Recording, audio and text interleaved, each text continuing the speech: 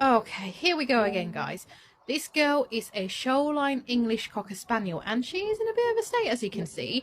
The thing with the showline Cockers is that they have amazingly thick hair, and it's beautiful in the show ring, but when you let it get out of control, it is a nightmare, and it gets really matted so quickly.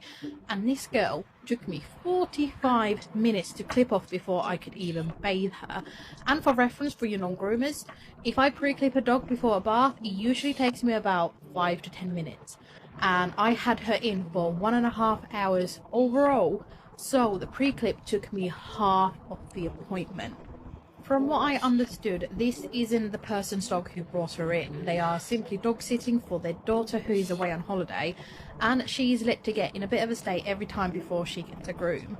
And I actually used a 7 on majority of her. Unfortunately, it actually ruined 2 of my blades doing her. Luckily, I managed to fix them up. But as you can see here, this is her tail. Just how tight is that? And now imagine it being attached to her skin. That is tight. And just look at the state of her belly. I ended up reversing a 10 blade. Again, as reference for your non-groomers, a 10 blade leaves about 1.5 millimeters of length when you do it with the coat. So against the coat, it takes off about twice as much. So you get an idea. There was no hair left on this poor girl's belly. And just look at this matting. That was attached to both her armpits and along her belly. And this is what took me the longest.